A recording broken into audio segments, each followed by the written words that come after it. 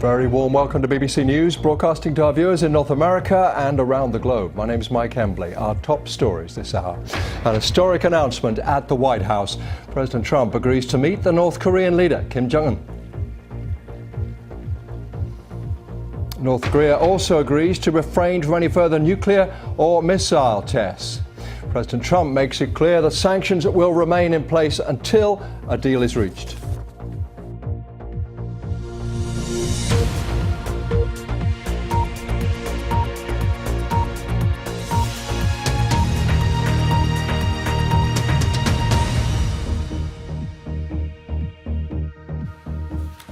Hello. Well, it could be an historic, game-changing moment on a global scale. President Trump has agreed to meet the North Korean leader, Kim Jong-un, within the next 7 weeks. No sitting American president has ever met with a leader of North Korea. The regime in Pyongyang has agreed to stop missile testing for as long as talks continue and to talk about denuclearization. A South Korean delegation met the leader of the North earlier this week. This was their statement from the White House in just the past few hours. Good evening. Today I had the privilege of briefing President Trump on my recent visit to Pyongyang, North Korea.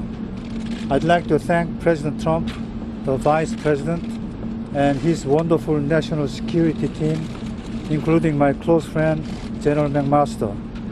I explained to President Trump that his leadership and his maximum pressure policy, together with international solidarity, brought us to this juncture.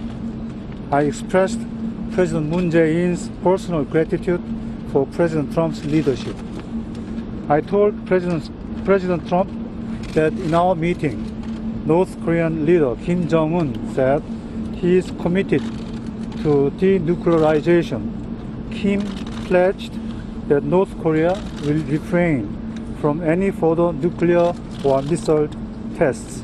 He understands that the routine joint military exercises between the Republic of Korea and the United States must continue. And he expressed his eagerness to meet President Trump as soon as possible. President Trump appreciated the briefing and said he would meet Kim Jong-un by May to achieve permanent denuclearization. The Republic of Korea, along with the United States, Japan, and our many partners around the world, remain fully and resolutely committed to the complete denuclearization of the Korean Peninsula. Along with President Trump, we are optimistic about continuing a diplomatic process to test the possibility of a peaceful resolution. The Republic of Korea, the United States, and our partners stand together in insisting that we not repeat the mistakes of the past, and that the pressure will continue until North Korea matches its words with concrete actions. Thank you. The words there from the White House of the South Korean delegation that met with the North Korean leader just earlier this week. Let's go to the South Korean capital, speak to our correspondent Laura Bicker. Laura, of course, the South still technically at war with the North. They are used there to not being too optimistic, aren't they? How is this being received? Cautiously, but there is a kind of element of, oh my goodness. I think I tweeted it when I tweeted the announcement saying, wow, because we thought this would go forward in baby steps. It's not. It's going in huge leaps. Not only has President Trump accepted this invitation to meet Kim Jong-un, he's going to do it by May. That seems quite a short time away. Now let's look at the risks and rewards associated with this. The rewards are obvious. It could well be that this is a genuine opportunity to speak to North Korea, to try to get rid of nuclear weapons on this peninsula. It's laid right there, and when it comes to the meeting, no sitting US president has ever met the leader of North Korea. It is a huge PR win for Donald Trump, who will believe that his pressure of maximum policy is working. It's also a huge PR win for people here in Seoul, for ministers who have been deftly and diplomatically negotiating these two sides to the table. the potential risks are also huge. It could well be that Kim Jong-un sees this as a propaganda win for himself. Remember, he is incredibly savvy. Those army of beauties, as they're so called, sent to the Winter Olympics, managing to almost upstage the sporting arena. When it comes to dealing with this kind of diplomatic opportunity, he's had years of practice watching his grandfather and his father, who both got to the table and then walked away and continued to build nuclear weapons. So when it comes to the risks for President Trump and President Moon here in Seoul, it could well be that North Korea is playing them. But right now, the rewards outweigh that risk. Laura, in the South Korean capital, thank you very much for that. Here answered. And on that tantalising note, we'll leave it there. Laura, as always, thank you very much. Don't go away because we'll come back for much more analysis. Laura Bicker there, our correspondent from Washington, now in Seoul. Great timing. Let's go to Bruce Bennett, who's defence analyst with the RAND Corporation, joining us live from Washington. Bruce, let's put some of these questions to you. What is happening here? Is North Korea playing the United States? What's your reading of all of this?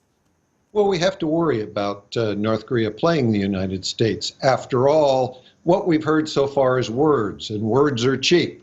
What we need to see is some clear indication that North Korea really is prepared to denuclearize. I've proposed that North Korea should surrender perhaps 4 or 5 nuclear weapons to the international community, recognizing that if they did that and they really did work, the international community would say they were a nuclear-capable country, which would be good for the North, but it would also be good for us if they got rid of those. So something tangible needs to be done to demonstrate that this is all real and not just a bait game.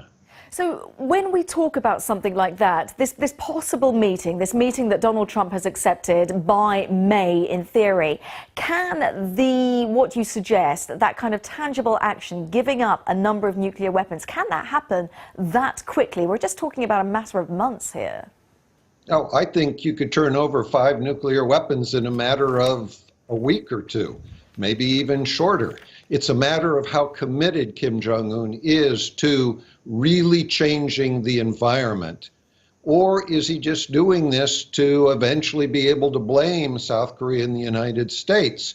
I mean, if you're talking about May, that is still potentially a week or 2 or 3 after his planned meeting with President Moon. So this is a sequence of meetings he's planning. The 2 countries, U.S. and South Korea, should be working very closely together to get the right kinds of tangible results from Kim Jong-un. Now, there is a lot of discussion going on behind the scenes. To get to this stage, to get to the White House saying that Donald Trump will accept this kind of meeting, do you think that when you talk about the commitment, what more can be done apart from the nuclear weapons, apart from the possibility of handing over those 4 or 5 missiles? Well, there are Americans being held in Pyongyang. They could be turned back over. North Korea has gulags that we could deal with on the human rights issue. I don't know that we're making any serious progress there. We could have discussions on the nature of the exercises on both sides and do like was done toward the end of the Cold War of having monitors in the opposing side's exercises. Pyongyang has just completed 3 months of winter training exercises, or they're just completing them. There were no monitors there, and there are not going to be at this stage any North Korean monitors at the U.S.-South Korean exercises. Doing some kind of cooperative threat reduction that's tangible, that is a big step beyond where we are tonight. So, well, North Korea got rid of monitors back in 2009. Do you think that by bringing them, realistically, do you think that they would accept them back in? Well, the monitors that they got rid of at that stage were at the nuclear plants. I'm talking about with regard to military exercises. Mm-hmm. So more than just control on the nuclear weapons, but yes, the nuclear weapons are something you're going to want to monitor. And you're going to want something more than just monitoring at the sites they've declared. There are undoubtedly North Korean sites that are hidden and where we would want challenge inspections. So the key issue at this stage is, what is the set of issues when President Trump meets with Kim Jong-un that need to be put on the table before they meet, so that when they meet, we can make some progress towards tangible movement towards perhaps a peace treaty or some other kinds of acceptable real reduction in tensions. Fascinating, absolutely fascinating. Bruce Bennett from the RAND Corporation, thank you so much for your expertise. You're welcome.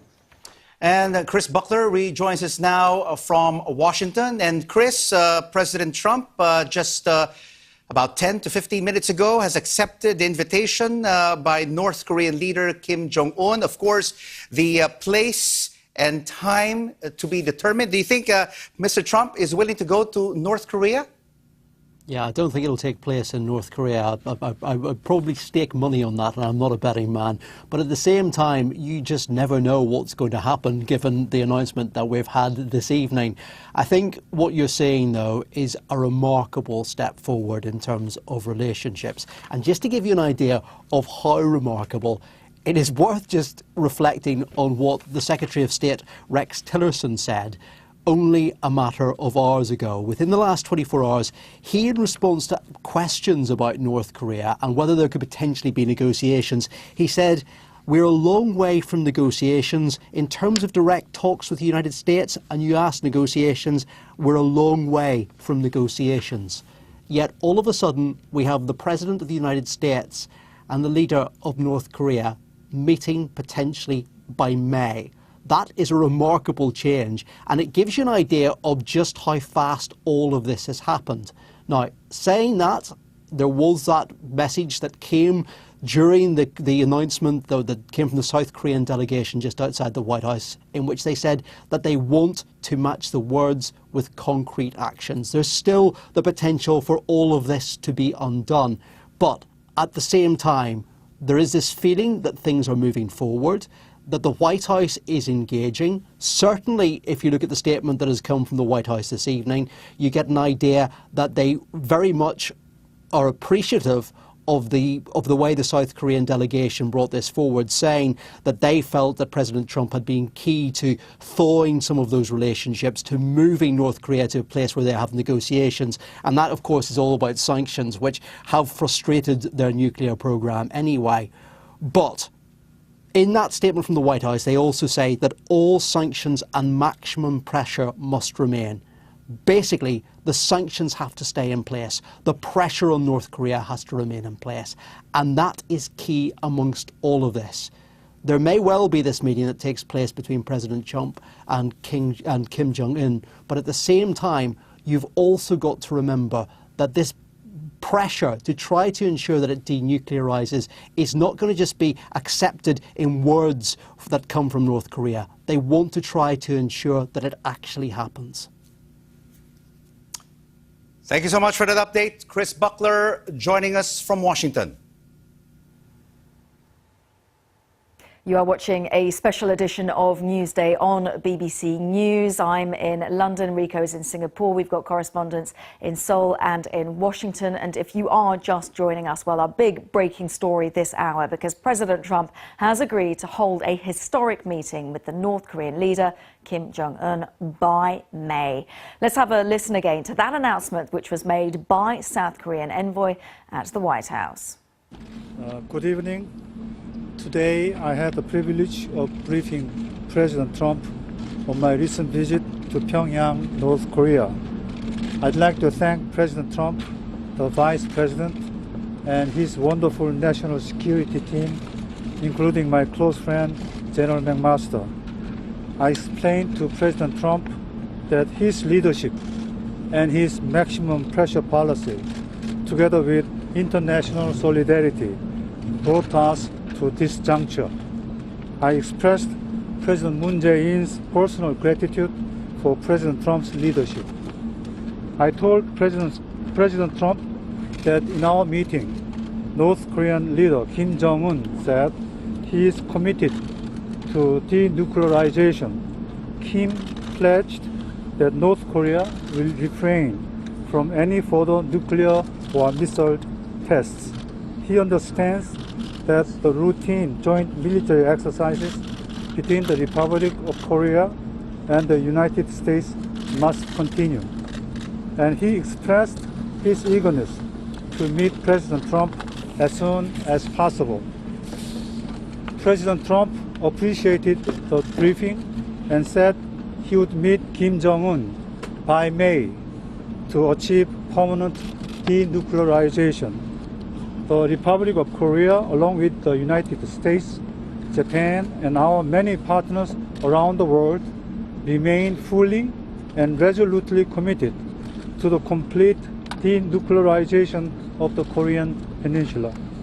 Along with President Trump, we are optimistic about continuing a diplomatic process to test the possibility of a peaceful resolution.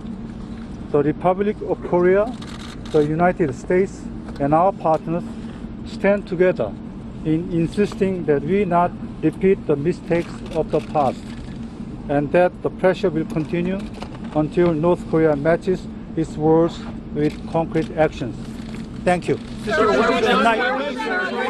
And that announcement made by South Korean diplomats more than an hour ago at the White House lawn in Washington, D.C. For more insight on this unfolding development and the historic meeting between Mr. Trump and Kim Jong-un, we're joined by Eric Ham, live from our Washington studios. And Eric, what does this mean basically for the geopolitical tensions in Asia? Well, this is a whole new paradigm that we're seeing unfold in real time. We have never had a sitting U.S. president meet with a North Korean leader. And so now we have the president of the United States actually agreeing to meet with Kim Jong-un in just less than 2 months. And what's interesting about this is right now, if there are preconditions, we don't know what they are, and doesn't appear that the president has even set them.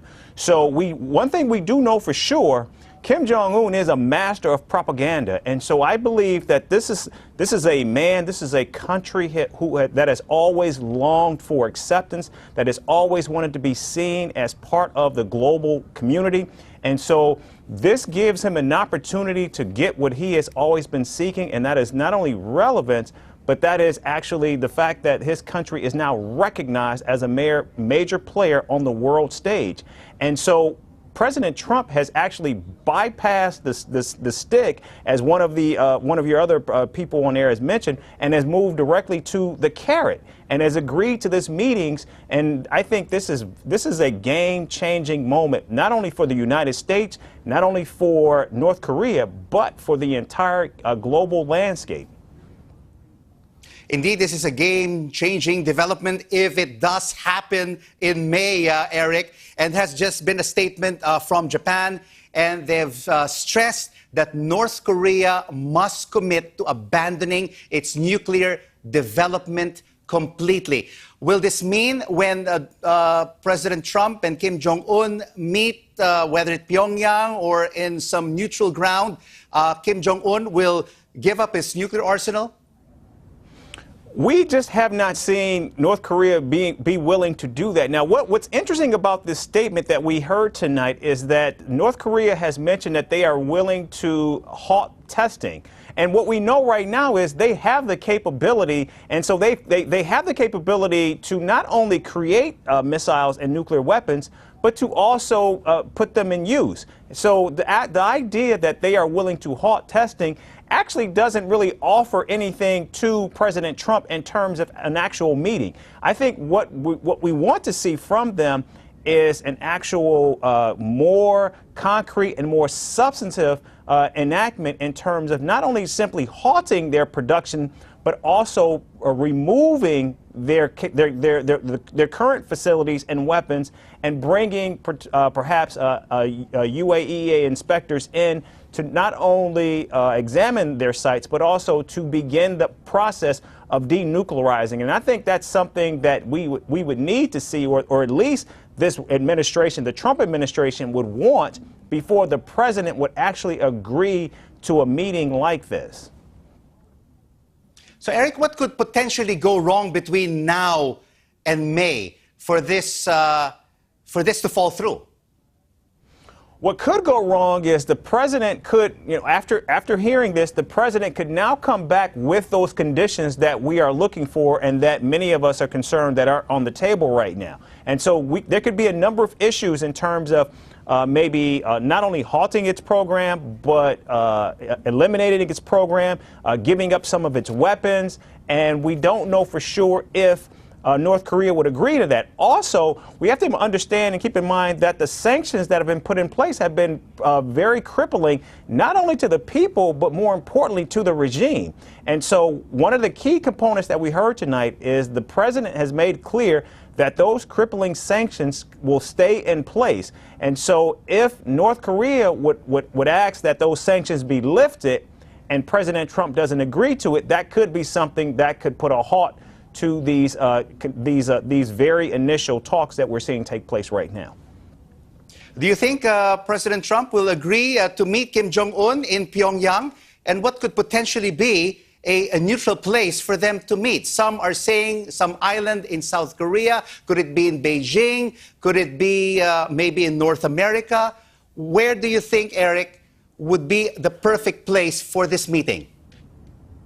I think a meeting in Pyongyang or anywhere in North Korea is, I think, a bridge too far for President Trump. And also, too, we just don't know where something like this would take place. We have to also understand these are two men who are in many ways are very alike. They're both paranoid. They both crave attention. They both crave acceptance. And so we just don't know what it would take for either leader to be seen in a space that they would be comfortable having these types of talks. And also what's interesting is we need to find out from both the Trump administration and the North Korean leadership who will be the initial teams and players that will engage in these talks. One thing that we have to make clear that while we do have Secretary of State Tillerson who will certainly be at the table, there is no acting undersecretary in the State Department to begin these lower level talks. Because typically what happens is these talks work from the bottom and then move their way up to the top. And what we're seeing is talks beginning at the top and moving their way down. And so I think this is something that's very different. But of course, President Trump, as we've seen since he came into office, has very much gone against the grain. And so we think at this point, I think it's anyone's guess where this will take place, if it will actually take place, and what will be on the table for both parties, I think, in order to move forward. And you mentioned earlier, Eric, that if this materializes and something positive comes out of it, this could really change the global political landscape. And of course, you have the likes of South Korea, China, the United States, Japan being a part of this whole game-changing event. How do you think Russia played a role in this potential meeting? That's a very good question, because we have seen Russia, in many instances, really try to upset the apple cart. And so Russia has always, I think, tried, and we've seen Vladimir Putin in many instances, step in the way of President Obama during his tenure. And I think Russia is very much, I think, the stepchild, if you will, in terms of what role can they play. Now, we do know they can wreak havoc, they can cause chaos, they can foment discord. We've seen them do that.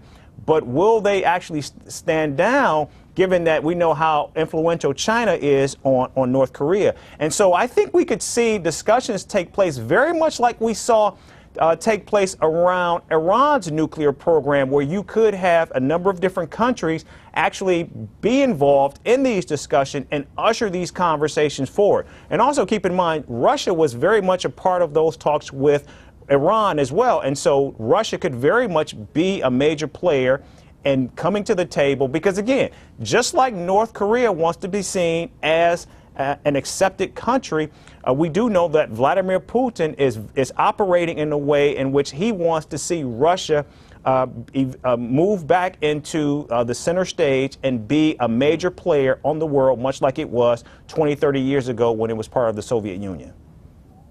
Eric Ham, thank you so much for sharing with us your expert views, joining us live from our Washington studios. So an awful lot has been happening within the past hour. Let's just remind ourselves, let's take a pause and remind ourselves about exactly what happened, because just an hour ago we had the South Korean delegation come out onto the lawn of the White House, and they announced that the North Korean leader Kim Jong-un has invited Donald Trump to meet him. And within the past hour or so, we've heard that that invitation has been accepted by the president. We expect that meeting to take place by May this year. Of course, we're not sure where we can expect that to take place, but a lot of the experts that we've been speaking to suggest that Pyongyang will not be a location. They will want to look for a neutral location for that historic meeting to take place.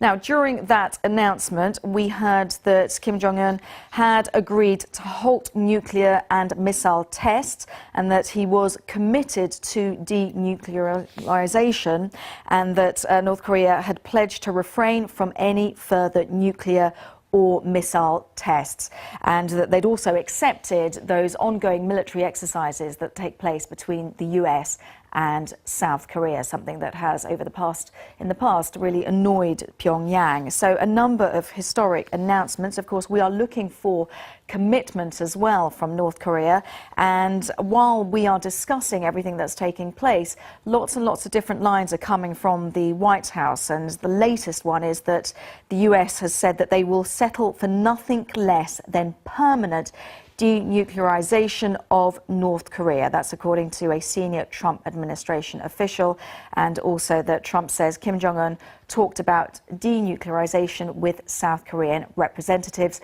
not just a phrase. I suppose that's in response to some of this speculation that just how much commitment are we hearing from North Korea. Well, let's bring in Nancy Snow, Professor of Public Diplomacy at Kyoto University of Foreign Studies, joining us from Tokyo. Thank you so much. The Japanese Defense Minister has been speaking about this. He's calling for commitment for North Korea to abandon nuclear development completely. Are you feeling that you are hearing commitment? What do you make of these announcements? Well, I think that there is some commitment here with this statement, a strong one of denuclearization, but of course we don't know what that's going to look like. And I worry a bit, sitting here in Japan, that the region might press a little too hard ahead of this meeting, if this meeting should take place.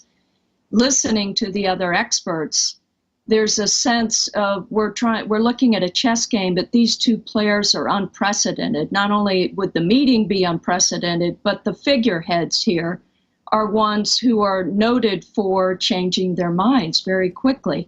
And so I could see the White House coming out with further strong statements, and then Japan also adding to that. And then that could perhaps lead to an end of this meeting. If North Korea feels like it's already compromising by going into the meeting, it would have to then pull back. So I really would hope that there would be some holding back now. There's so much that has to go into place with this. President Trump himself is likely to speak strongly now. There are going to be those around him who will say, you're getting played here.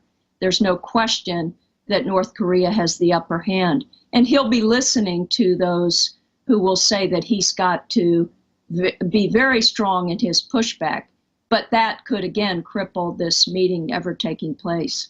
Now, we're getting some comments from the White House that this is not just a freeze, that this is denuclearization, not just a freeze. So I guess the White House is trying to offer a little bit more clarity on this, the commitments that we're kind of lacking here. That's right, because the initial statement made it sound like it's a pause, but then as you listen in the days to follow, the international community will probably be calling for denuclearization of the peninsula. Now, that would be unprecedented, wouldn't it? And what would it look like? This is a regime where the people are starving, and it's also falling apart under these sanctions. But as far as we know so far, North Korea, up to this point, has never pledged to go completely denuclear. Now, that may come down the road if this meeting were to take place and were to be successful, and some trust building and credibility building were to come out of it. But right now, I can't imagine that North Korea is going to go into this meeting saying, yes, we're going to give up all of our nuclear weapons. It was said earlier that you have to go step by step, and maybe it would take giving up some weapons, 4 to 5 weapons initially, to build some credibility is the way to go, as opposed to an all or nothing approach. Nancy, do you think then that President Trump has just gone in too quickly into this? I know that with this White House, I'm waiting for the tweets to start if they haven't. And that's also worrisome because a tweet can go around the world, as we've seen, and lead to a change in policy. So we're seeing international relations like we've never seen it before. And I think that less is more here. Let's at least enjoy this news today without putting all these preconditions into this possible meeting. At the beginning, when we first heard this, we thought that May was too soon, and now it seems very far away with all of the information that's going to go out there onto the internet, and with people satirizing the possibility of Kim Jong-un and Trump sitting down together. It would be late night fodder for the talk shows. So I would hope that there would be a little bit of restraint now, and let some of the behind the scenes take place to put in place a meeting that would be lasting and that would lead to some peace in this region that we've never seen before. Well, Nancy, it's ironic, actually. I've just checked Donald Trump's tweets, and that's where this no freeze, that this is not just a freeze line, has come up. He's also talking about great progress, but that sanctions will remain until an agreement is being reached. So I guess we're talking about carrots and sticks. We're still hearing about that stick. Yeah, we've got a salad here of carrots and sticks, and I imagine that this will continue. And as I said before, there are plenty of people around President Trump who are going to tell him to remain strong and to use some rhetoric that he was using previously. But I hope that might change and be moderated by those around him who will say, let's try to make this meeting happen. Nancy, for your expertise, thank you, and for that analogy. Nancy Snow, Professor of Public Diplomacy at Kyoto University of Foreign Studies. My thanks to you. Joining us now from Beijing is our correspondent, Stephen McDonnell. And Stephen, would China want to take some credit for this historic development? Well, certainly Beijing has been calling on Pyongyang and Washington to sit down. They've just a constant refrain we hear from the foreign ministry here is that both sides should talk to one another, and so they will welcome this development, that's for sure. I guess they've been in a similar boat to Moon Jae-in, really, in that way, South Korea's leader, saying at least, you two should start talking to one another. But the other two crucial aspects to China's involvement is that where might they meet? Well, they could either meet at the demilitarized zone. The only other option I can see is to meet in China, and it could be that both Donald Trump and Kim Jong-un might come to China for that meeting.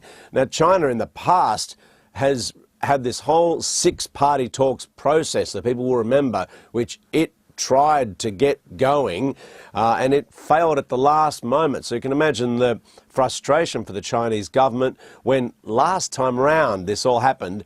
This was a process all organised by China with 6 countries that went on for months and months, and at the final hurdle, it failed.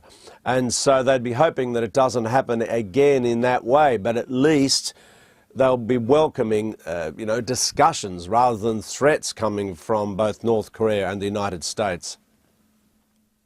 Indeed, Stephen, because you also have Beijing being a major ally of Pyongyang, and over the past year, they've also imposed sanctions. They've limited their trade dealings with Pyongyang because there's also been a lot of pressure from the international community for the Chinese leadership to do something about the missile testing and the nuclearization of North Korea.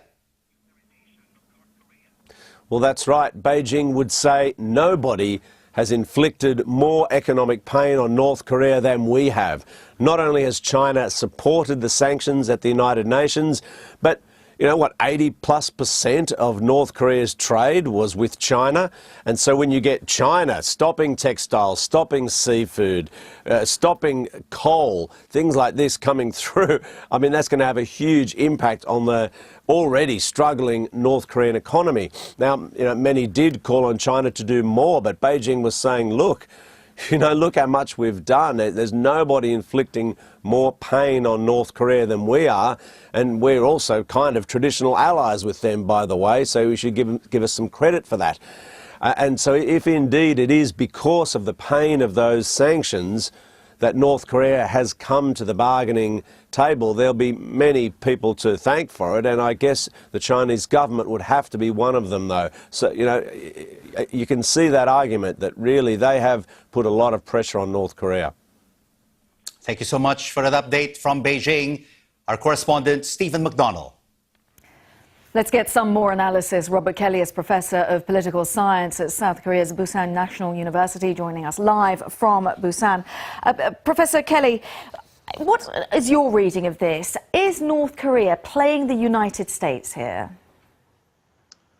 I think sort of. I think that the North Koreans have realized that President Trump has sort of a publicity-seeking, somewhat erratic, volatile personality, and that, you know, 6 months ago, 8 months ago, we were talking about fire and fury. But if you dangle the prospect of some major geopolitical win in front of the president, some perception that he had sort of broken through established norms and sort of reset the table, President Trump really likes that kind of thing. He really does. And I have the feeling that's what's going on here. I mean, that's why, you know, a month ago we weren't talking about a summit, and then all of a sudden, bang, the two heads of state are going to meet each other, you know, in just 6 weeks. I mean, that's just really unprecedented. I think that's why the analyst community, at least the people that you guys have been interviewing in the last couple hours, have responded with such shock to this, because normally it doesn't work this way. Normally you have sort of meetings and negotiations for 6 years or something like that, and then you have a concession, then you have a big sort of summit. Instead, the president's just diving right in. And I mean, is he ready for this? Well, it seems like we're finding out the detail from tweets. We've only found out that this is a freeze and not just a pause from his tweets. Is that going to work when we're talking about denuclearization of North Korea? Yeah, I mean, that's the question, right? I mean, you know, the president has marketed himself in this way, sort of, you know, the art of the deal and all that kind of stuff. But, you know, I mean, to be honest, my own sense is that that's not really true. If you look at the president's management style of both his campaign and his presidency, I mean, he's known for the chaotic sort of way that he runs things. He's known for sort of perpetual staff problems and turnover. We know that Trump people have really serious staffing issues on East Asia. We don't even have an ambassador here in South Korea, right? But despite all that, despite the fact that elite opinion wasn't consulted, public opinion wasn't consulted, this just sort of fell out of the sky. Despite all that, we're going to have some breakthrough in 6 weeks. And that would just be astonishing. I mean, maybe, you know, maybe the president can pull it off. And it's certainly great that we're not on the verge of a nuclear war like we were a year ago. But I would just be sort of astonished if 70 years of major strategic and ideological divisions between North Korea and the United States were suddenly to be cleaned up. I mean, I just can't see that. Now, Professor Kelly, the president, Kim Jong-un, is meant to meet President Moon Jae-in. Could something happen to stop this potential meeting in May with President Trump? Briefly, if you would. Sure. Well, there's the possibility the North Koreans could simply sort of walk back the deal and launch a missile or something like that, right? The North Koreans have done that kind of stuff. I'm not really sure quite what's going to happen with the U.S.-South Korean military exercises. The North Koreans have often protested those, but now they seem to be saying it will be okay. You know, there could be some major sort of South Korean political disruption. I imagine the South Korean conservatives, the right-wing media in Korea is pretty anti-communist. They'll probably be very, very concerned about what's going to happen in the next 8 weeks. But, you know, right now it looks like it's on track. Professor Kelly, thank you very much for being brief. We are out of time on this historic day. Thank you very much for joining. From Rico, from me, thank you very much for joining us here on Newsday on this special edition. Bye-bye.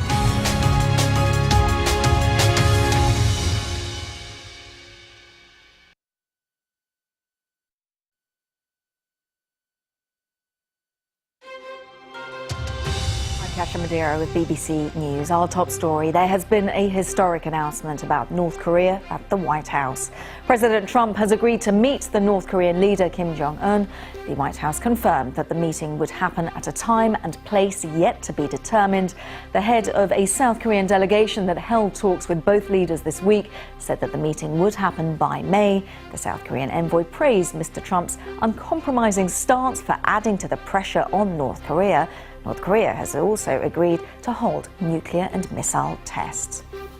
Well, the White House said that the Trump administration looked forward to the denuclearization of North Korea, but in the meantime, all sanctions and maximum pressure must remain on Pyongyang. A spokesperson for the president said he agreed that the meeting because he is the ultimate decision maker in his country. Those are the headlines.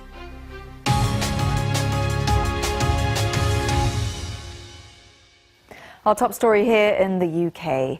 A jury at the Old Bailey has been shown a video of the moment a bomb partially exploded on a tube train in southwest London. Now the business news.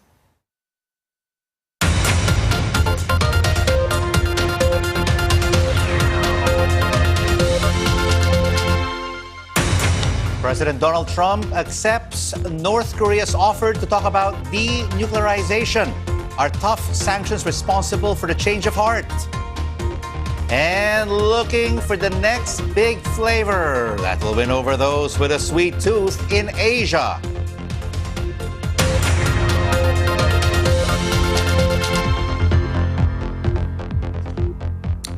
Good morning, Asia. Hello, world. It's a Friday. Glad you could join us for this edition of Asia Business Report. I'm Rico Hizon. As you've been hearing on BBC World News over the past 90 minutes, U.S. President Donald Trump has agreed to meet with North Korean leader Kim Jong-un in order to defuse the nuclear threat. Let's get more now on this breaking news development with our business reporter, Licia Santorelli. We've been talking about it on Newsday, the potential meeting that may take place this coming May, but still no venue planned. But of course, Donald Trump tweeted that they're currently in the midst of coming up with a date and a time and a place. But initially, what has been the reaction of the financial markets here in Asia on this historic development? Well, Rico, as this news was coming through, Japan and South Korean stock markets were opening, and they are soaring at the moment. Japan's Nikkei is up by more than 2%. South Korea's Kospi is up by more than 1.5%, and its currency is doing well too. And this is because of such a dramatic breakthrough in the tensions on the Korean Peninsula. And so obviously investors are overjoyed at the prospect that we could see a denuclearized North Korea. But of course, you know, we have to treat this planned meeting with caution because North Korea has broken its promises before. And of course, previous attempts to negotiate with North Korea on a bilateral and a multilateral level have all failed. And so, again, a lot of analysts are saying that a lot of credit must be given to U.S. President Trump and his administration for putting a lot of pressure on North Korea, but that we still need to be quite skeptical as to whether we'll see any deal delivered on this news. What about giving credit to China, who is a major political and economic ally of North Korea? Well, Rico, we know that North Korea has been hit by its toughest ever sanctions on an international level from the United Nations, from the United States, from the EU, from Japan, from South Korea. And of course, crucial to all of this is China, because China accounts for 90% of all the trade with North Korea. But as you can see, US and China have been having their own tense relationship over the trade imbalance. And so China has also been in a position where they need to be more accommodating towards the US stance towards North Korea. And so we're seeing a lot of crackdown on smuggling on goods into North Korea, asset freezes, and so forth. And so I think that China must be given quite a bit of credit. But in the near term, a knee jerk to the upside for Asia's financial markets, all in the positive side. Thank you so much for that update. My colleague and business reporter, Licia Santorelli. And from North Korea to trade tariffs, President Trump has followed through on his campaign promise and signed an order putting steel and aluminum tariffs in place. Let's go straight away now live to Dr. Jeffrey Lewis, scholar at the Middlebury Institute of International Studies at Monterey. Dr. Lewis, very good to talk to you. You are very experienced in this field. What are you thinking? Well, I think that people are getting a little bit carried away. The North Koreans have always wanted a U.S. president to visit North Korea. It's a thing that the North Koreans have tried since the Clinton administration. And there's even a North Korean movie called The Country I Saw that ends with an American president making a visit to North Korea. So it's a little interesting to hear people talking about this as though it's a breakthrough. This is something the Koreans have been asking for, the North Koreans, for 25 years. It's a huge propaganda coup for them. And from the North Korean point of view, I guess, as you pointed out from the movie script, you could see it as an American president compelled by North Korea's missile and nuclear programs to treat North Korea as an equal.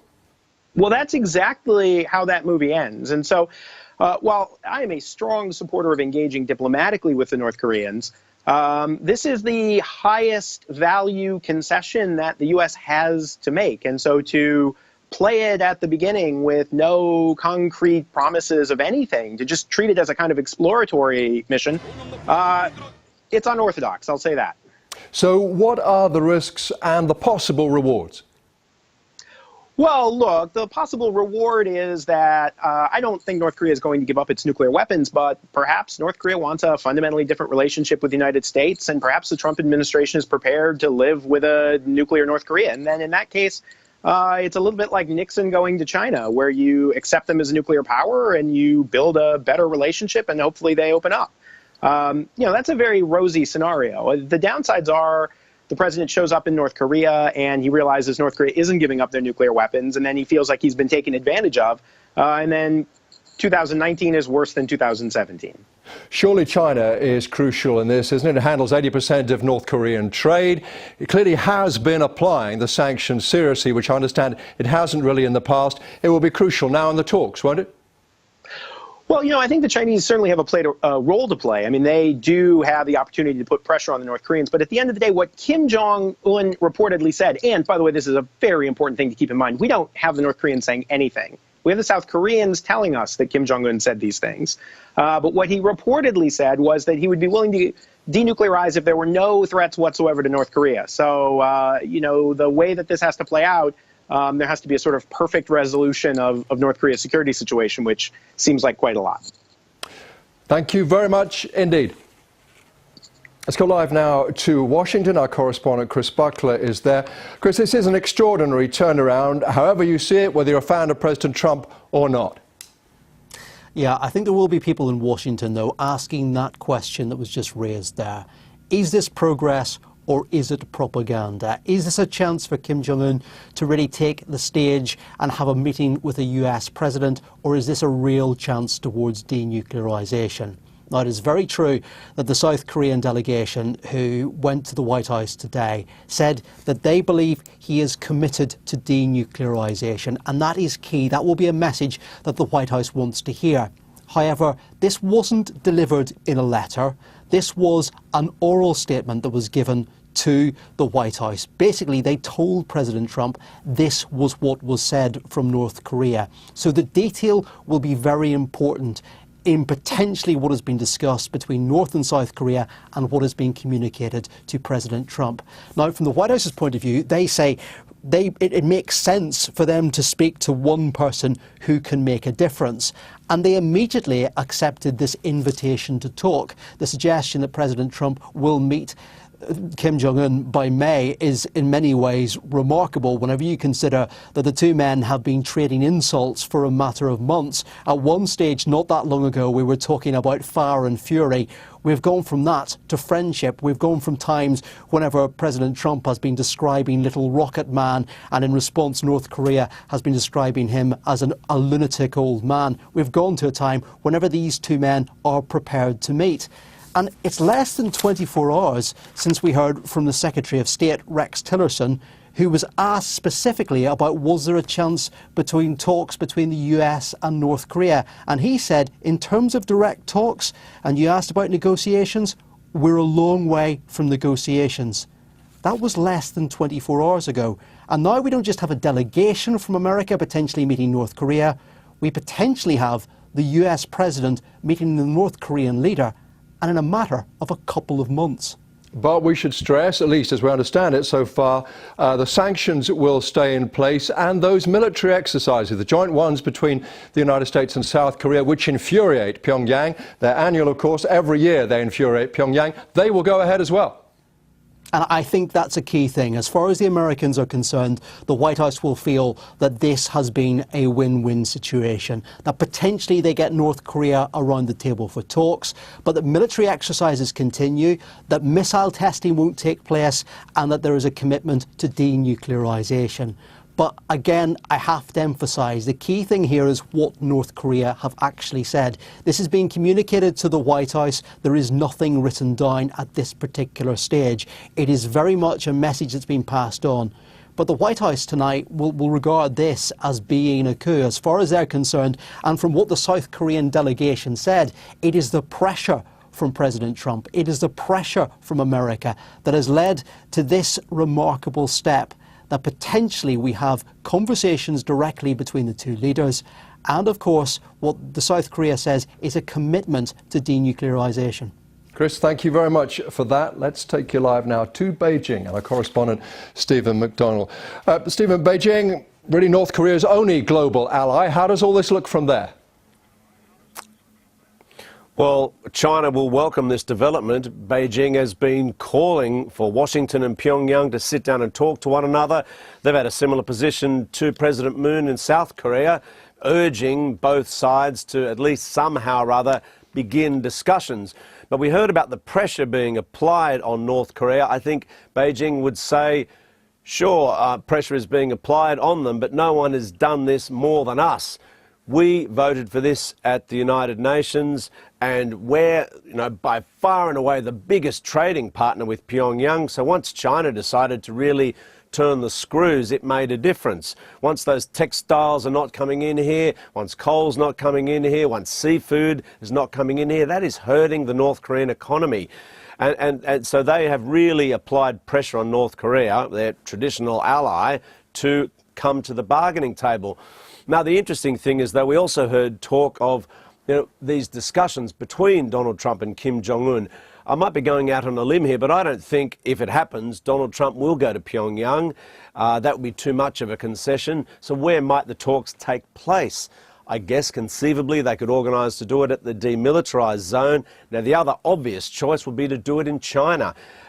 China will be seen as a sort of honest broker, and both leaders could conceivably come here to sit down and talk. The other thing with China, of course, is they've been around the table a few times on this, having organised the six-party talks process.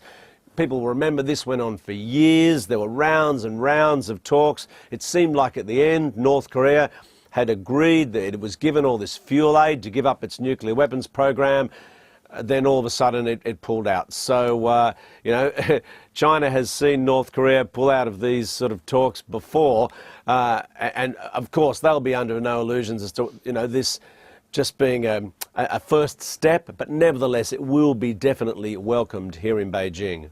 But exactly that, though. There will be the worry that the rest of the world is being played, won't there? The DPRK has done this before, and it could be dangling, a big geopolitical win in front of a man who fancies himself as the ultimate deal breaker. Because ultimately, North Korea wants to separate South Korea from the US, doesn't it? That's still its aim. Yes, I mean, the thing is, from the Chinese perspective, though, they like Washington, they're not going to go along with, North Korea mucking them around, if I could put it to you that way. I think they want the talks to go ahead, that's for sure, and they've been calling for discussions openly, and so they will welcome this. But it's got to come to something, and if it just turns out to be just more, running everybody around and continuing its nuclear weapons program, well, China will maintain the sanctions on North Korea. And by all accounts, those sanctions are really hurting. And it is what's really brought North Korea to the bargaining table. I think most people think that I guess there's the threat of war from the US, but the much bigger immediate impact has been these tough sanctions on that already impoverished country. Stephen, thank you very much indeed for that. Thanks to you for being with us. Do stay with us if you can. Much more to come, including we will hear from a man who was the US envoy at those historic talks, which failed a little while ago.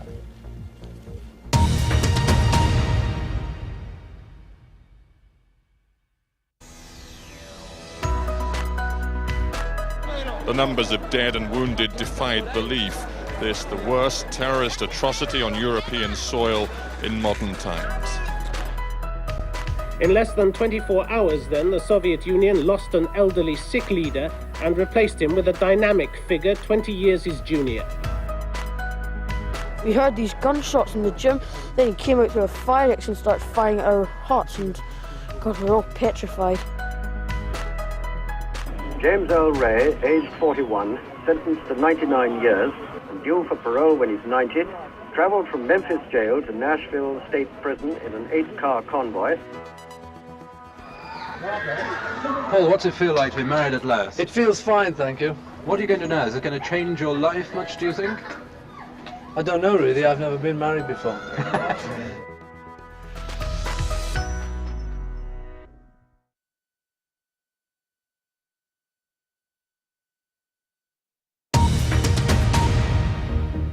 Very good to have you with us on BBC News. No apologies. One big breaking story this hour. An historic announcement at the White House. President Trump agrees to meet the North Korean leader, Kim Jong-un. South Korea said the North has agreed to refrain from any further nuclear or missile tests and consider denuclearization.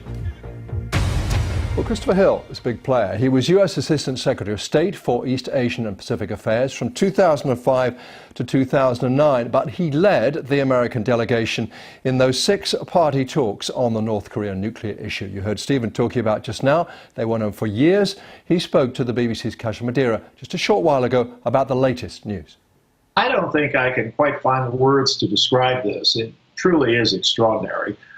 During my time, I was doing this 4 years with George W. Bush, and I can assure you I never got close to the idea that President Bush should meet the North Koreans. So this is quite a development. Now, obviously, there's a lot of detail here, and the devil is indeed in the detail. For example, the idea that they're going to have a moratorium of tests during the time of talks. That's not new. They do that sort of thing. But the question is, will there be an understanding that after the talks, North Korea will really go to denuclearization? Now, they agreed to denuclearize in the joint statement, the 6-party joint statement in September 2005. But the question is, of course, if they agree to that now, will they agree to having international monitors come in? Will they agree to having international teams come in to take possession of the fissile material? We never got that far in our talks, primarily because the North Koreans never gave us any kind of verification regime worthy of the name, and nor, frankly, was anyone in Washington particularly excited about going further with the North Koreans. I was to some extent rather orphaned being out there in Beijing trying to say, no, this is real, we got to push forward. So now we have a president who says, sure, I'll meet with them. But I think if I were White House staff, I'd be drawing up, I won't call them conditions, but I'd be certainly drawing up sort of developments that we would absolutely need to see happen for a presidential meeting to go forward. I mean, presidential meetings, that should be the coin of the realm. And so it should not be just a sort of getting to know each other meeting unless there's an understanding that this is really going to denuclearization. There's so much to talk about. I just want to take a few steps back. In that case, obviously, you had frustrated meetings. In terms of what we're hearing now, what, in your opinion, has changed? Of course, Donald Trump is very quick to take a lot of the credit, but it's got to be more than that.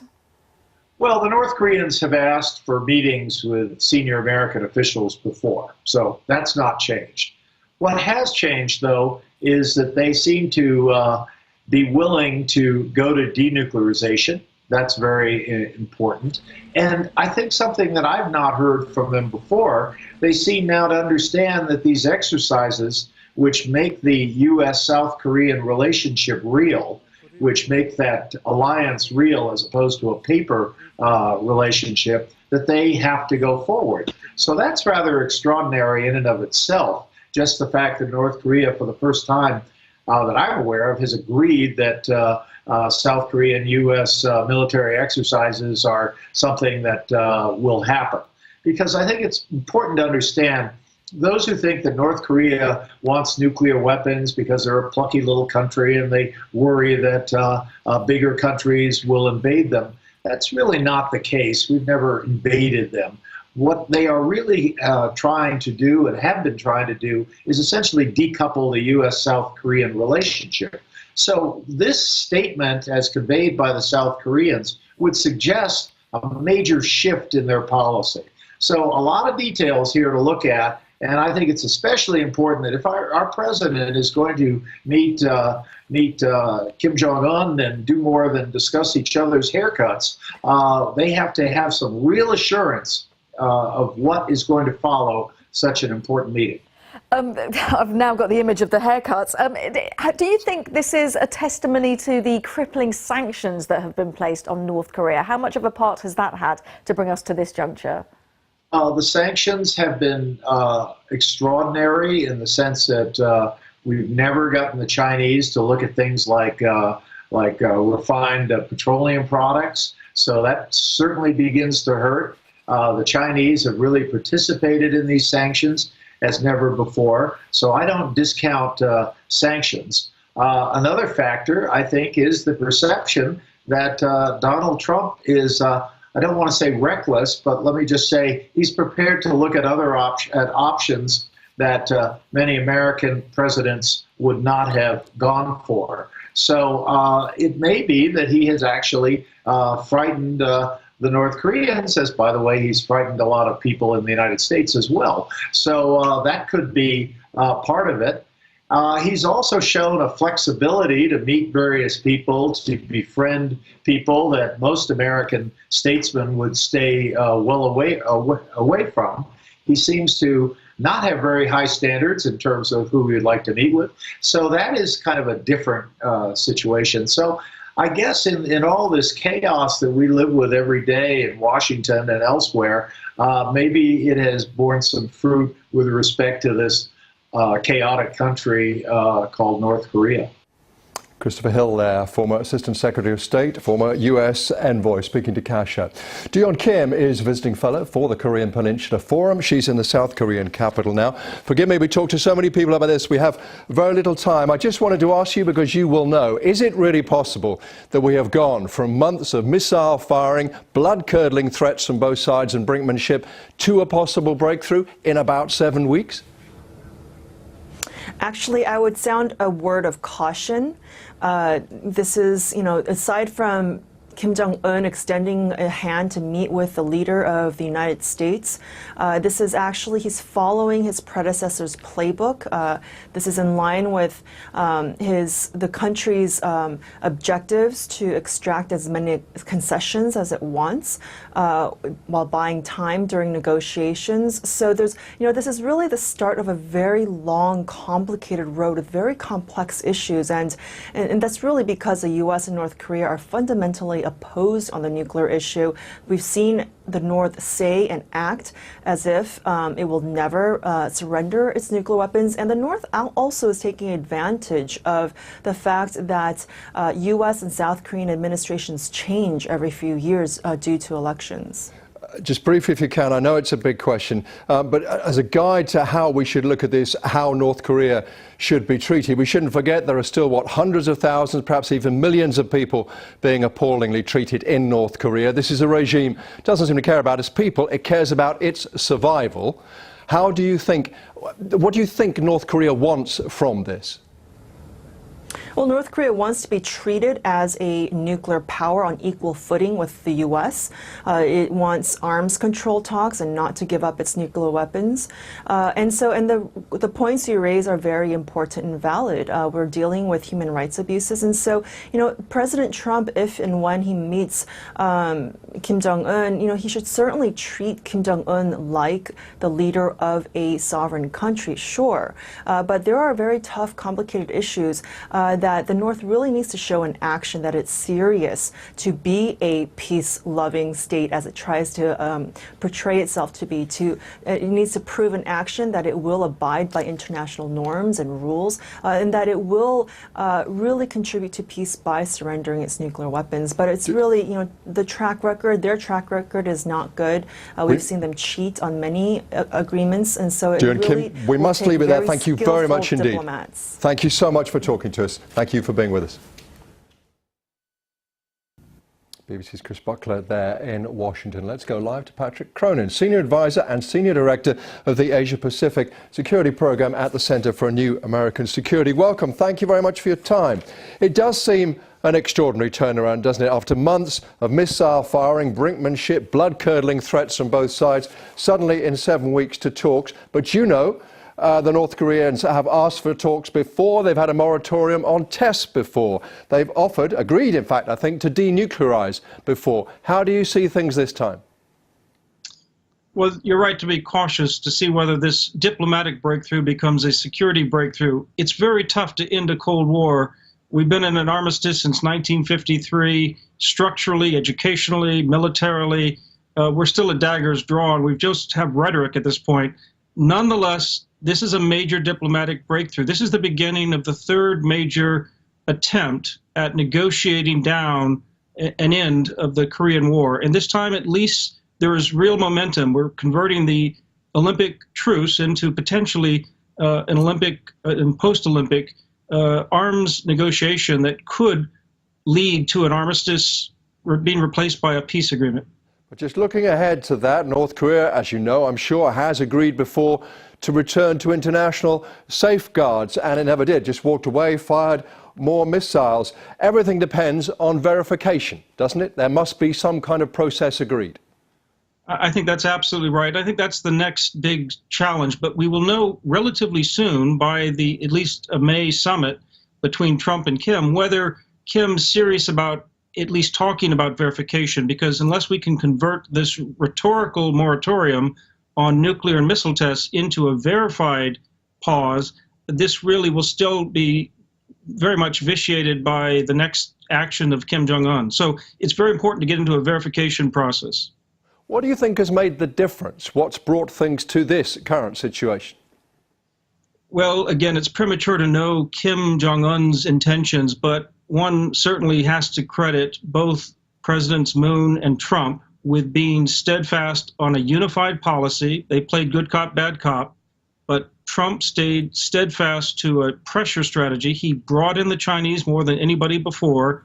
Kim Jong-un, he's 34 years of age. He undoubtedly felt his elite talking about the currency flow into North Korea would be cut off in the coming months or years. They saw the writing on the wall, and he wanted to preempt that. Now, whether he wanted to preempt it tactically to unravel the sanctions and keep nuclear weapons, or whether he's willing to actually cap and then denuclearize, we'll only know in time.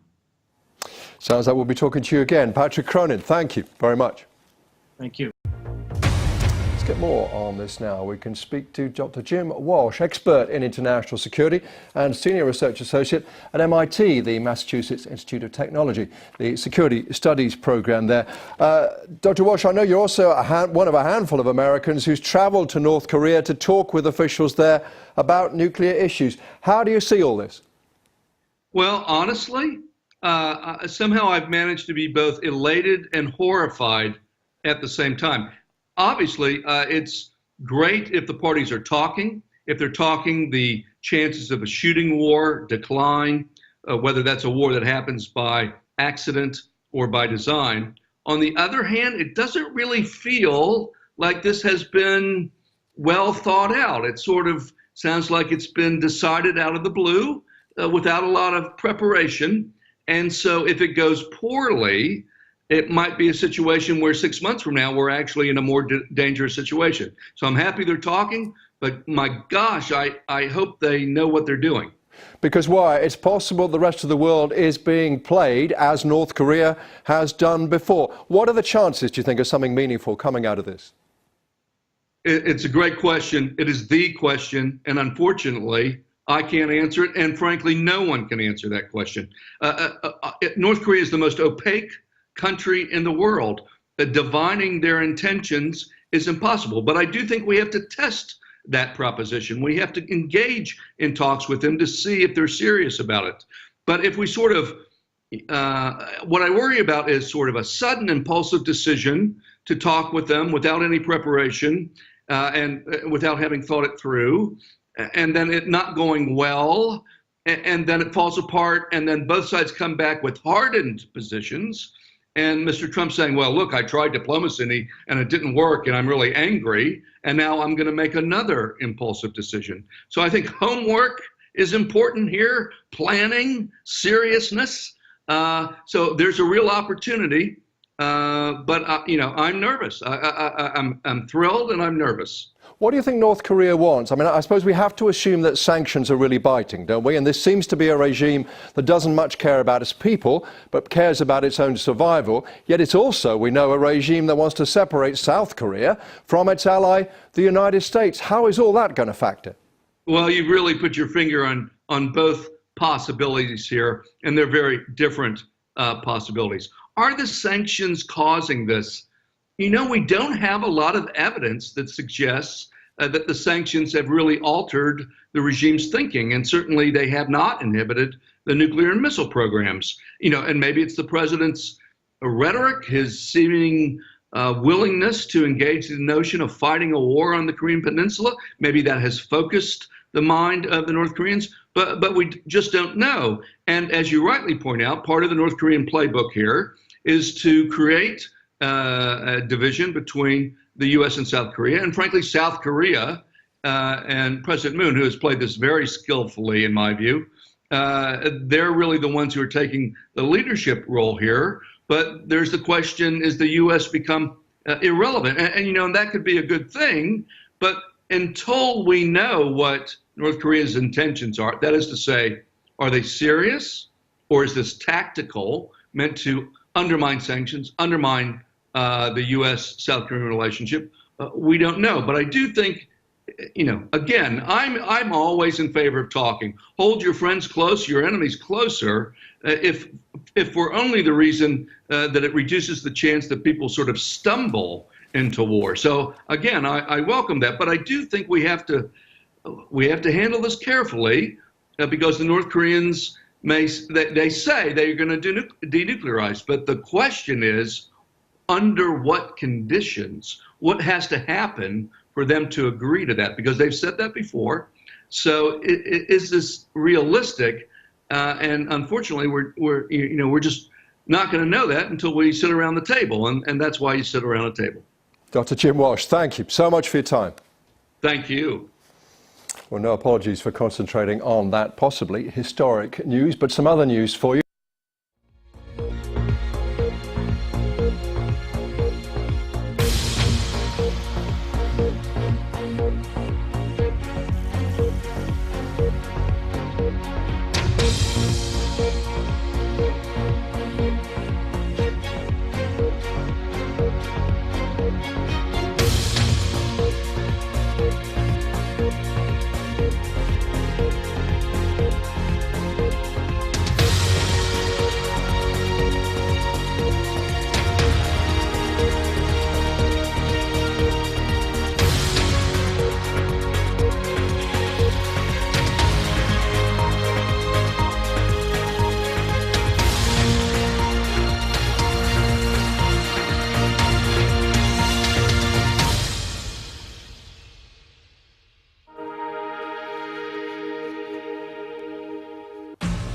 Hello, this is The Briefing. I'm Samantha Simmons. Our top stories. President Trump agrees to an historic meeting with North Korea's leader after months of threats and counter-threats.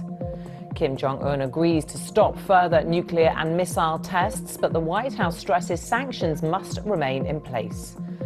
In other news, widespread condemnation as the US president signs off hefty new tariffs on steel and aluminium imports. 2 decades after being forced from power, the life of Yugoslavia's former president, Slobodan Milosevic, is brought to the stage in a controversial new musical. And in the business briefing, up, up and away is the dream of the flying car finally set for takeoff. And we'll have a report from the signing of one of the world's largest free trade pacts, the revised Trans-Pacific Partnership.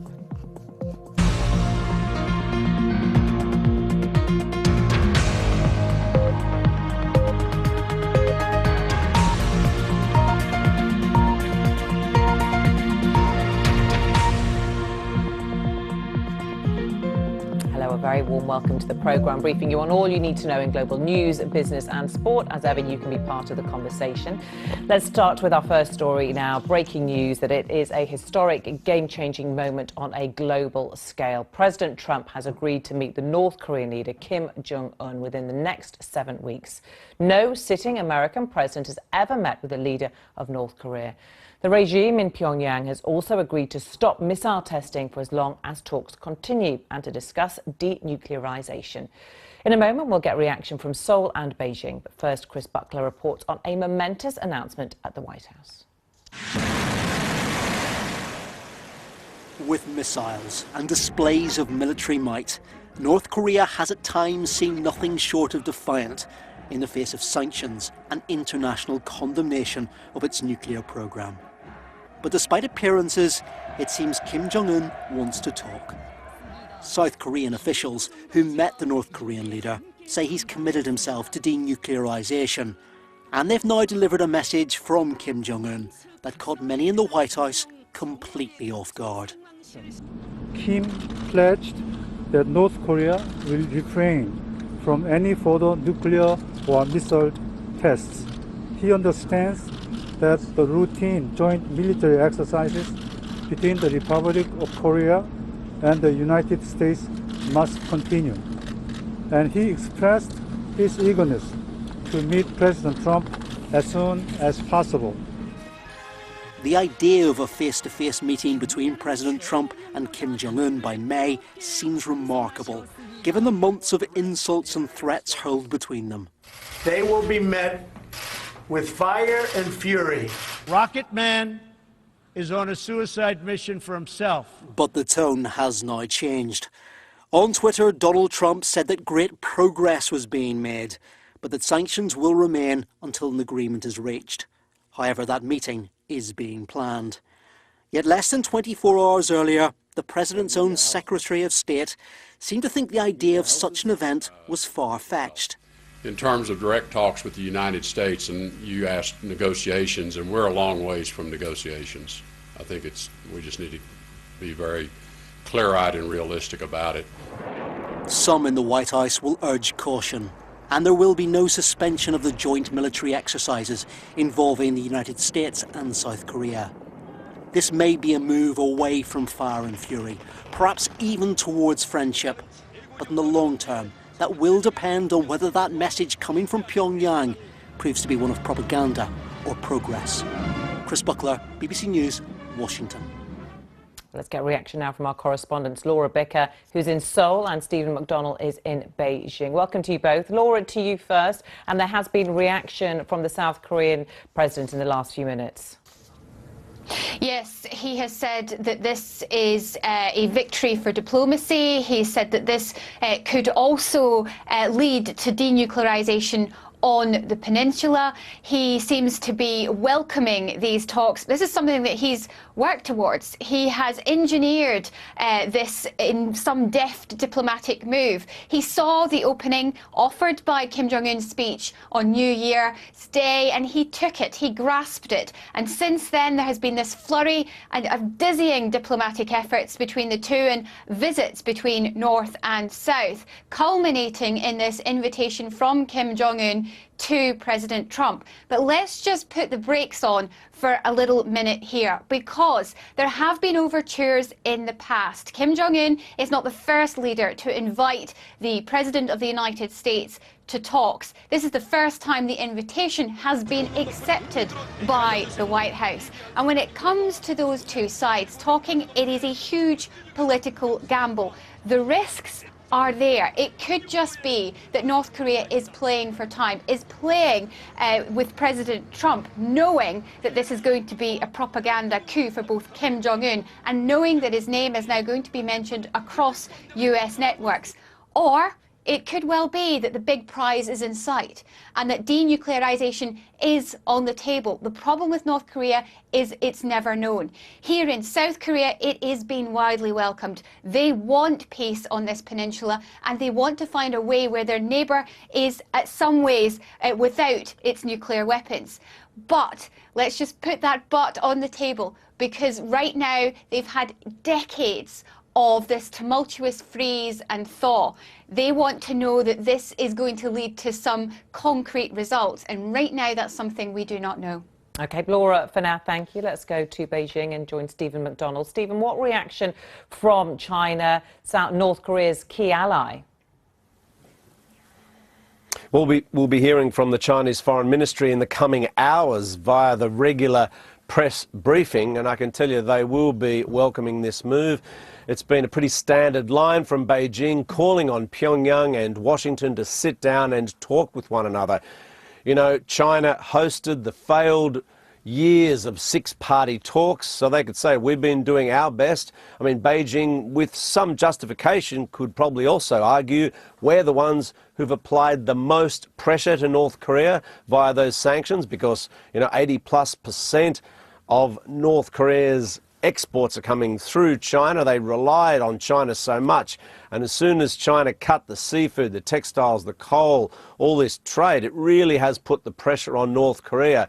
And I guess the other thing that'll be interesting to watch is whether or not China might even offer up Beijing as a place for the two to meet. Because after all, where are Donald Trump and Kim Jong-un going to sit down and meet? Probably not the demilitarized zone. I suppose there's an option of, you know, Europe, maybe Geneva or something like that, but obviously Beijing would be another possibility because China would be seen as an honest broker, someone who's tried to bring both sides together. But we'll probably know much more about this, we're hoping, as I say, in the coming hours when the Foreign Ministry's press briefing is on. OK, Stephen, for now, thank you. Kim Gittleson in New York there. Well, we have already heard that countries like Japan, South Korea and Australia are going to seek exemptions from those tariffs. The European Union, Brazil and Argentina has said that they should not be targeted or they would seek exemptions as well. Now, as you've been hearing, US President Trump has agreed to meet with North Korean leader Kim Jong-un in order to defuse the nuclear threat. Let's go to our Asia hub, business hub, where Rico Hizon is following this story. Rico, welcome to you. Here you are. How are the markets reacting, Rico?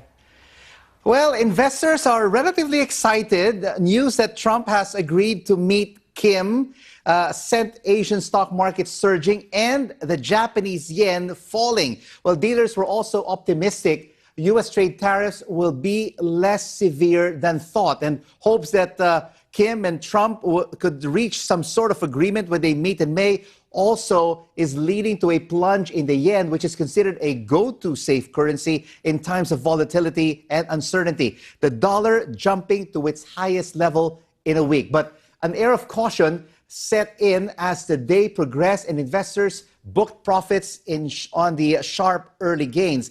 And at the lunchtime break, you have Japan's Nikkei 225 rolling back some of those gains, having been up more than 2% at one stage. South Korean stocks still higher by 1.5% and enjoying one of their best days since May. Well, apart from North Korea and the U.S. and the tariffs, eyes are now on the conclusion of a Bank of Japan policy meeting later today. And you also have the release of U.S. jobs and wage growth data, which will provide a better idea about the Fed's plans for lifting interest rates. So it is an action-packed week of news impacting the market mood. Okay, Rico, good to see you. Thank you.